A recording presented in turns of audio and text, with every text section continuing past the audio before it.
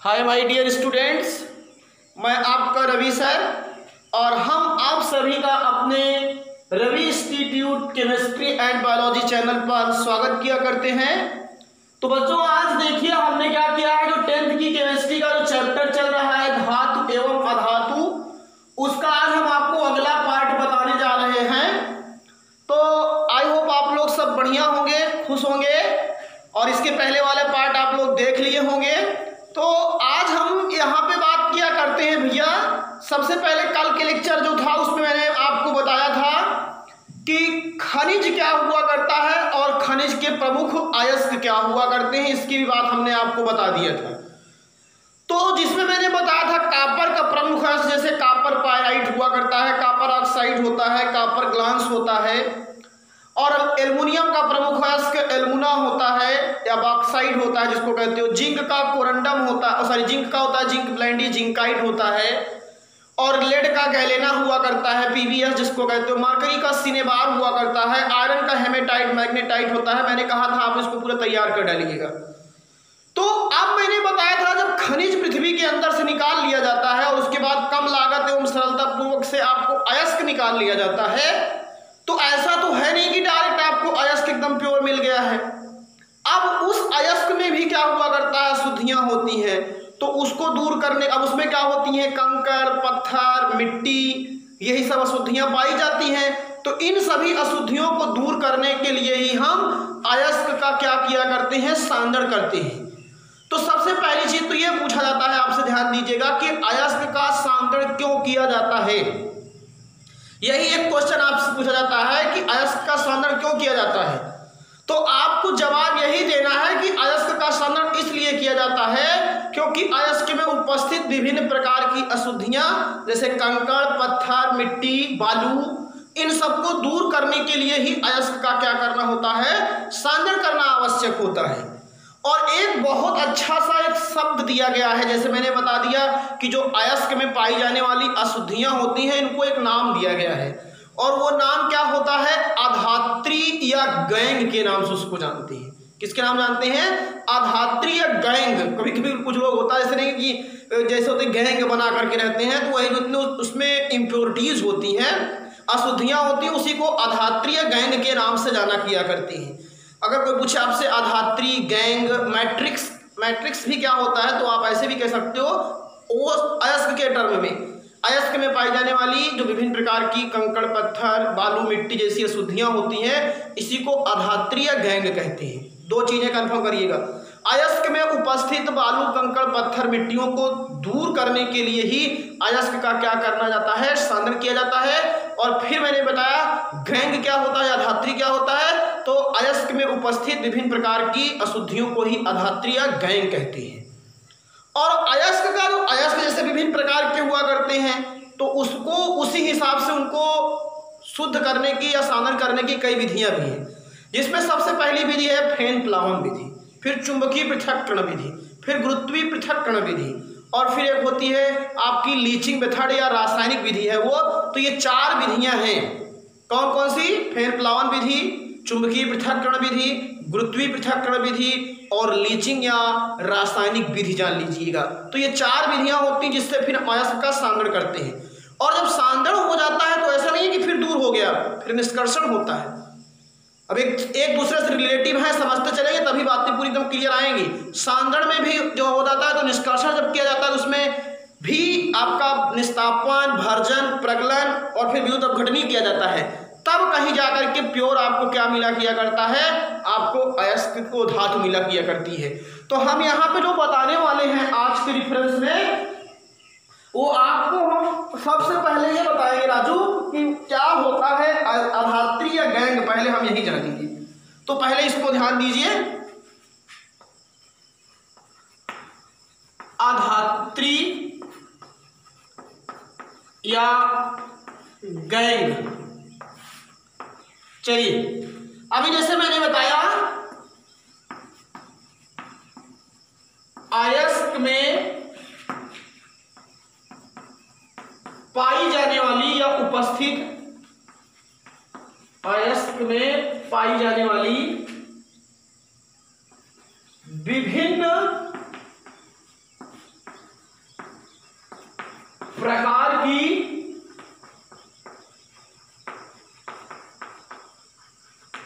अशुद्धियों, अयस्क में पाई जाने वाली विभिन्न प्रकार की अशुद्धियों जैसे कंकड़, पत्थर, बालू, मिट्टी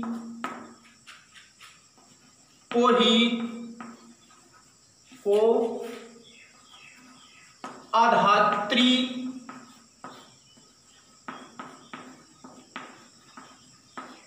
या गैंग कहते हैं।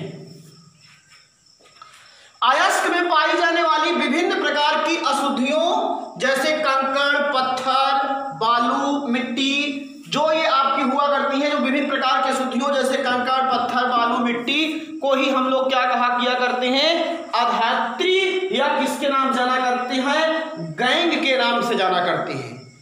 और इन सभी को दूर करने के लिए ही अयस्क का क्या किया जाता है, सांद्रण किया जाता है।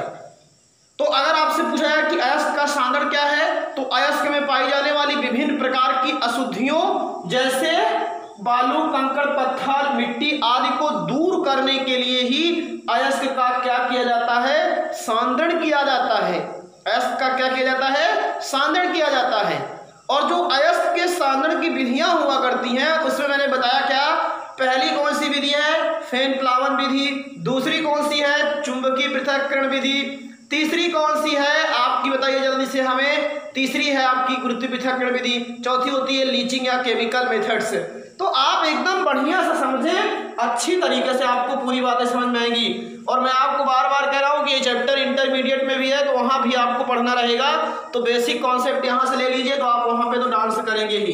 तो अब हम हेडिंग लिखते हैं, क्या लिखते हैं, अयस्क का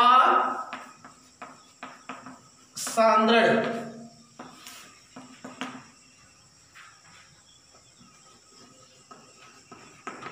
अयस्क में उपस्थित या पाई जाने वाली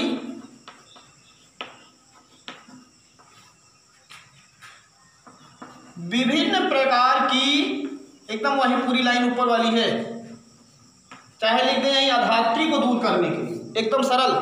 अयस्क में उपस्थित अधात्री या मैट्रिक्स को दूर करने के लिए ही अयस्क का सांद्रण करना आवश्यक होता है। एक डिफिनेशन अपने आप से मिल गई, जान लीजिए। तो अयस्क में उपस्थित विभिन्न प्रकार की अशुद्धियों जैसे कंकड़, पत्थर, बालू,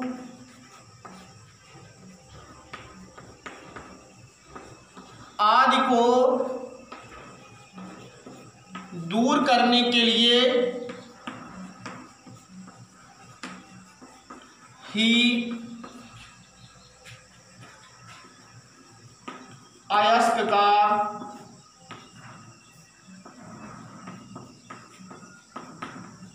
सांद्रण करना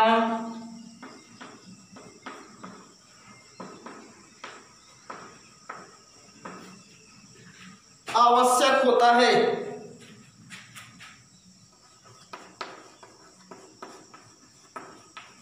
ये हो गया। अयस्क में उपस्थित विभिन्न प्रकार की अशुद्धियों जैसे कंकड़, पत्थर, बालू आदि को दूर करने के लिए ही अयस्क का सांद्रण करना क्या होता है, आवश्यक होता है। या एक डिफिनेशन अपने मन से ले लीजिए, अयस्क में उपस्थित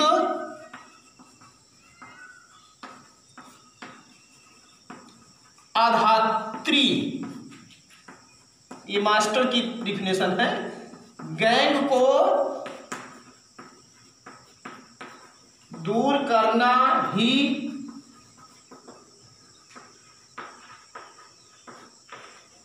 अयस्क का सांद्रण कहलाता है।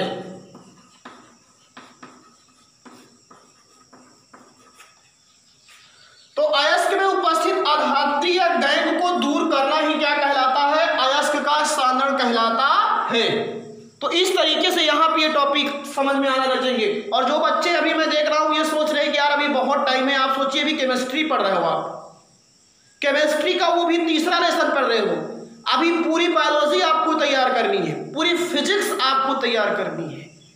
केवल आप विचार करो कि 20 नंबर अभी हम पढ़ रहे हैं, बस 20 मार्क्स, बाकी तो जो आपको है फिजिक्स और बायोलॉजी भी पूरी है। तो ऐसा नहीं है कि आप बहुत आगे हो गए हो, जान लीजिए, आराम से समझने का प्रयास कीजिए और पर डे टाइम देकर के इसको ध्यान से पढ़िए। तो अब आपको हम बता रहे हैं, यहां ध्यान दीजिएगा। अब आपको मैंने बताया क्या कि जो अयस्क के साधन की कौन कौन सी हैं विधियां, चलिए ध्यान दीजिएगा, इसको इरेज कर दे रहे हैं। जब कोई बात बिगड़ जाए, जब कोई मुश्किल पड़ जाए, तुम देना साथ मेरा ओ हमनवा, न कोई है न कोई था तुम्हारे सिवा, तुम देना साथ मेरा। अयस्क के सांद्रण की विधियां,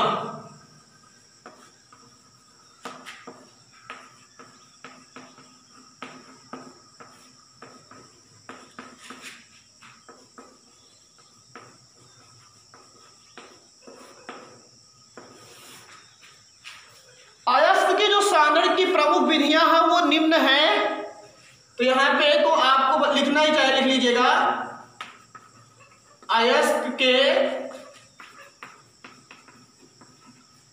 सांद्रण की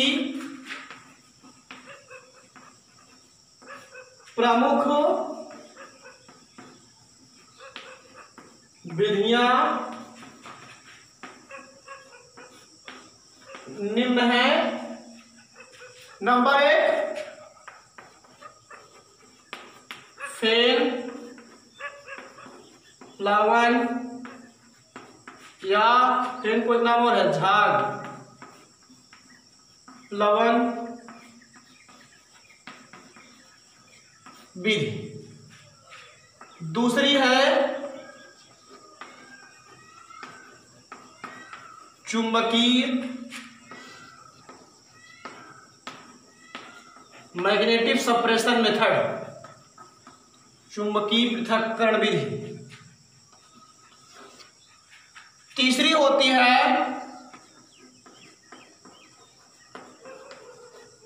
गुरुत्वीय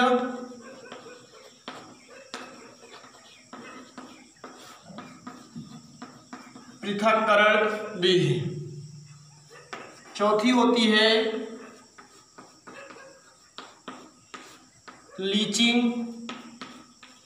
या कुछ लोग इसको रासायनिक विधि भी कहते हैं, केमिकल मेथड।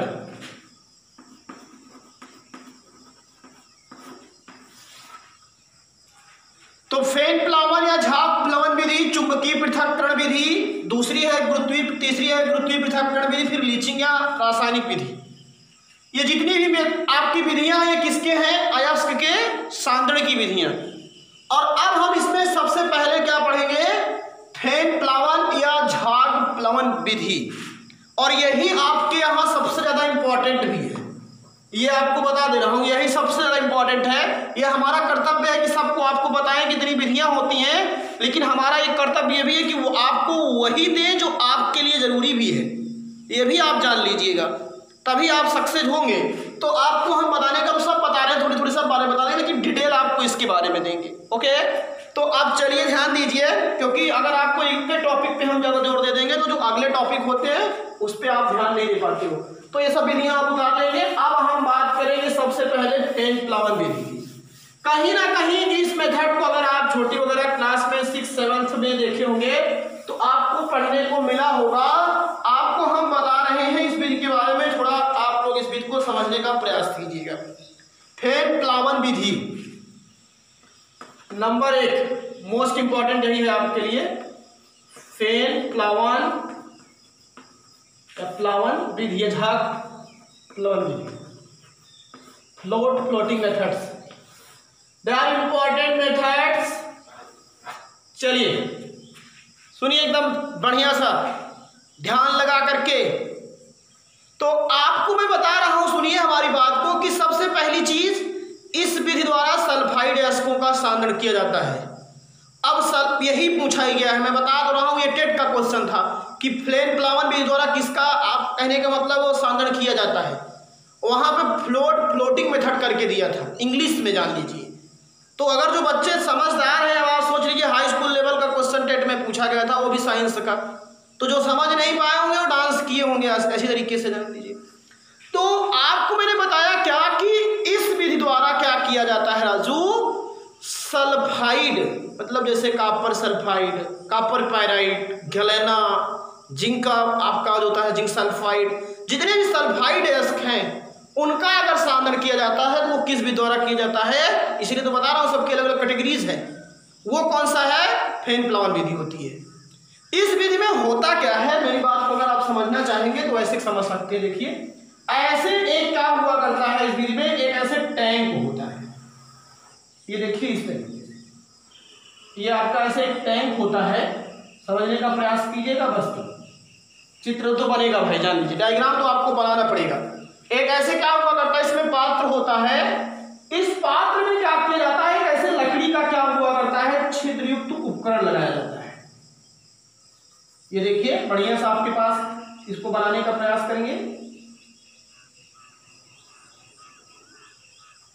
न कोई है न कोई था तुम्हारे सिवा,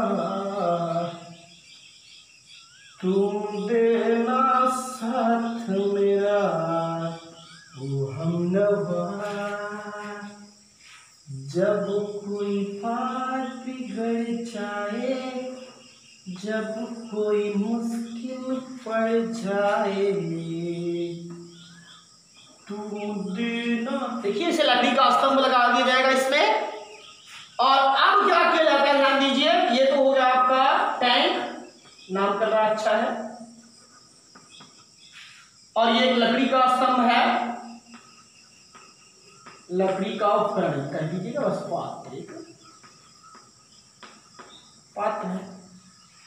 और अब इसके क्या किया जाता है, आधे भाग तक इसमें जल भर दिया जाता है पूरा से, ऐसे देखिए बढ़िया से। कहाँ चली मेरे अरमानों के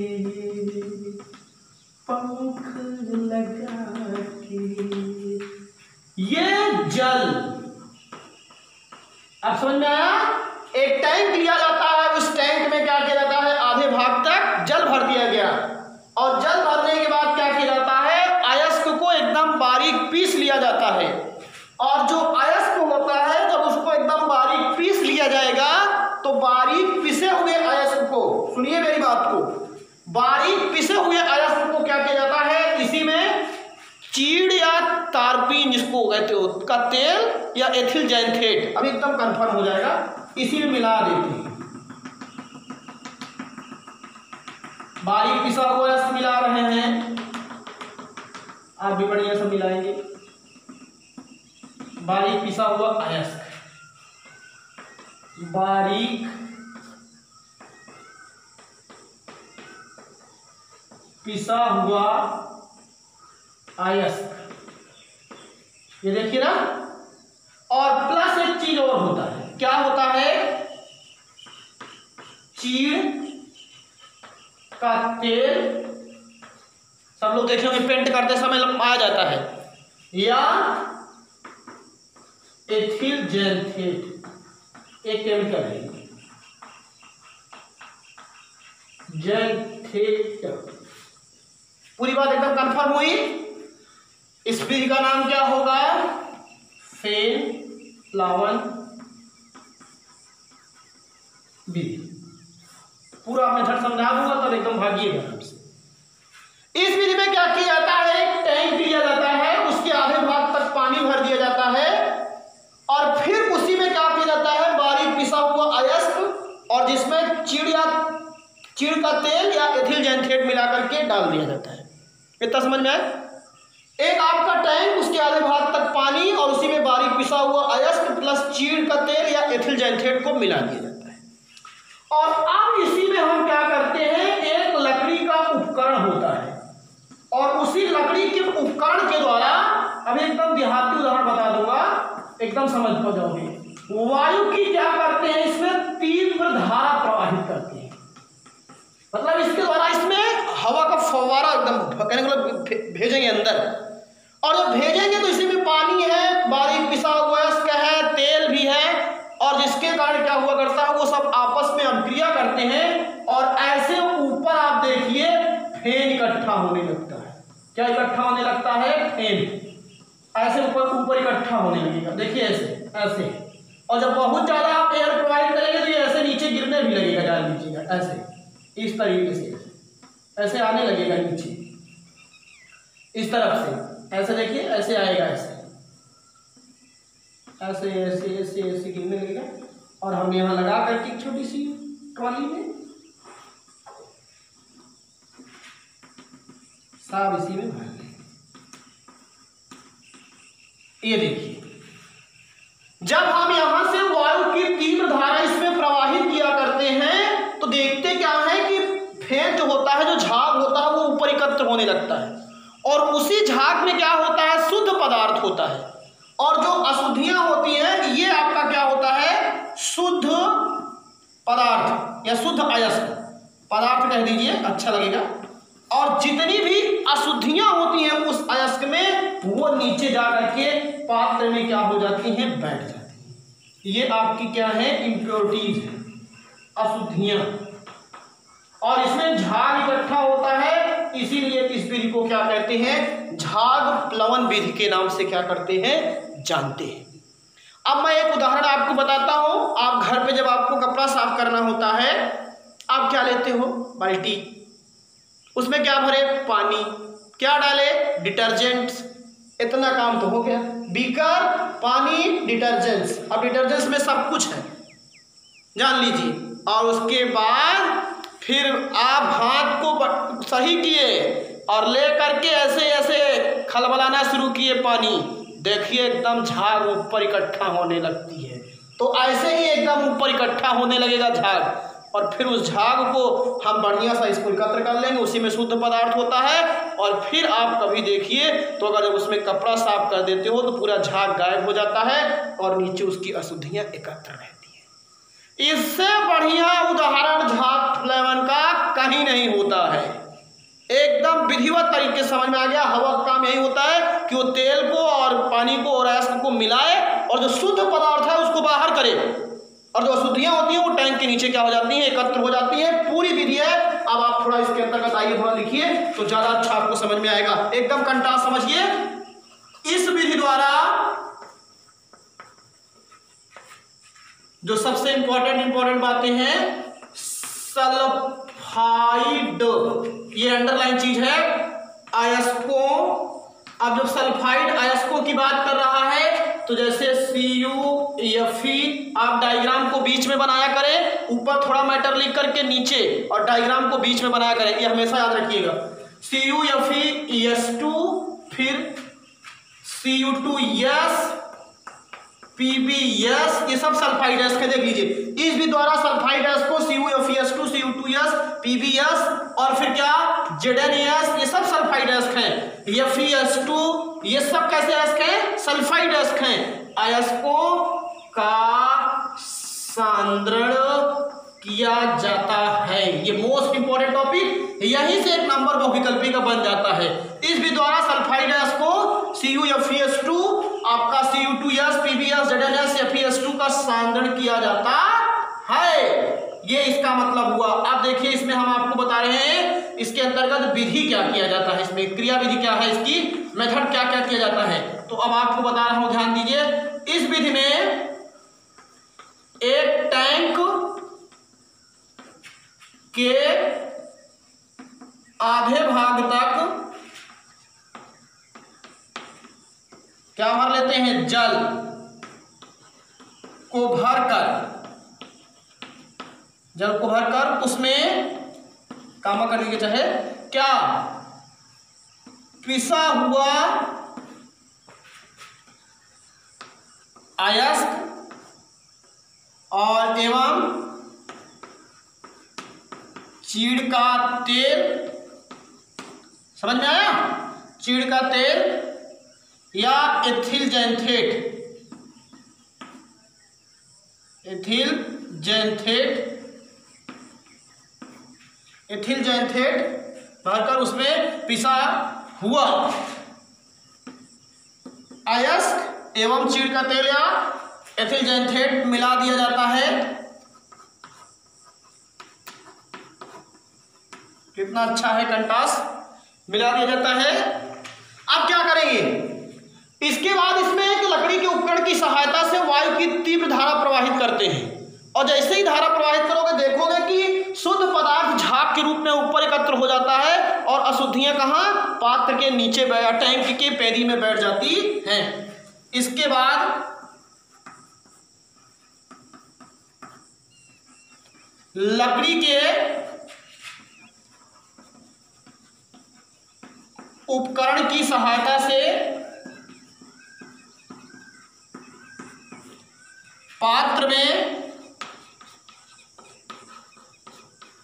या टैंक में क्या करते हैं? वायु की तीव्र धारा प्रवाहित करते हैं, जिसके कारण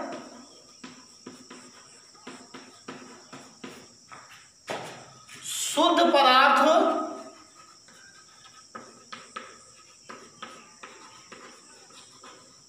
टैंक के ऊपरी भाग में झाग के रूप में एकत्र होता है, इसलिए इसको झाग प्लावन या फेन, झाग माने फेन भी होता है। ऊपरी भाग में फेन या झाग के रूप में, इसको हटा लेंगे फिर यहां से शुद्ध हो जाएगा, सुखा लेंगे बाद में। ये झाग के रूप में इसका टर्म है, जान लीजिए।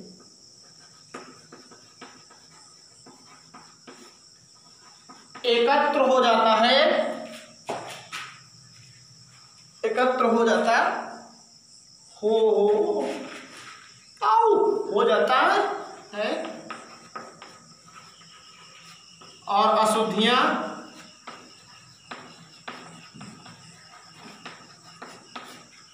टैंक की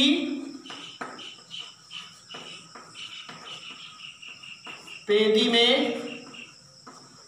सतह में एकत्र हो जाती है और शुद्ध चीज मिल गया आपको। बालू कंकड़ पत्थर सब नीचे, यही तो करना है, सांगड़ का मतलब है एकत्र हो जाती। भाई जो अशुद्धियां थी वो बालू कंकड़ पत्थर मिट्टी था, वो सब नीचे हो गई और शुद्ध पदार्थ झाग के साथ ऊपर एकत्र हो गया। तो आई होप ये पूरा एक टॉपिक आपको क्लियर हुआ होगा। 2 मिनट हम आपका और लेंगे। इस विधि द्वारा सल्फाइड अयस्कों का सांगड़ किया जाता है, जैसे कॉपर सल्फाइड, कॉपर ग्लांस है, ये गैलेना है, ये जिंक सल्फाइड है, ये आयरन पाइराइट है, या इसको सेटेलाइट भी कहते हैं कुछ लोग।